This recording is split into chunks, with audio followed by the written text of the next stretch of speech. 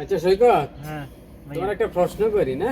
করেন এটা কিসের লাইন? এটা পানির লাইন। আর এটা এটাও ছাদের পানির লাইন। ছাদের পানির লাইন না? হ্যাঁ আবার এটা কি?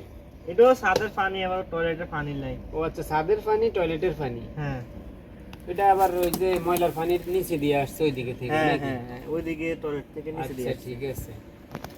আমার মনে হয় তোমার এই যে টি লাগাইছো না, হ্যাঁ এই টি যদি এখানে লাগাইতা হ্যাঁ আর ব্যান্ড যদি এখানে দিতা, হ্যাঁ তাহলে মাঝখান দিয়া পাইপটা দিলে সুন্দর হইতো না?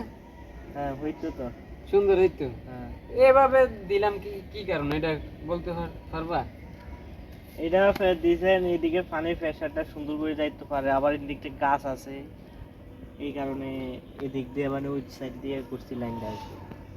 হ্যাঁ, তুমি কিছুটা বুঝছো, তবে পুরোপুরি বুঝাই হইতে পারো নাই। আচ্ছা আমি কইতেছি, এই যে ধরো এই দিক থেকে পানি আসবে, এটা হলো টয়লেটের পানির লাইন, ঠিক আছে? হ্যাঁ এটা হইলো ছাদের পানির লাইন। হুম এখন পানির প্রেসার এদিকে আছে, ঠিক আছে? এখন নিচে, একদম নিচে বরাবর পড়বো। হ্যাঁ কিন্তু আমি যেই সময় এই ভ্যান্ড এই জায়গায় ইউজ করতাম, হ্যাঁ তাহলে এই পানিটা যাইয়া ওই দিকে ধাক্কা দিত এই হ্যাঁ বৃষ্টির সময়। আবার বৃষ্টির সময় এই ফাঁক দিয়েও কিন্তু ছাদের পানি নামে, জি নামবো ওই সময়।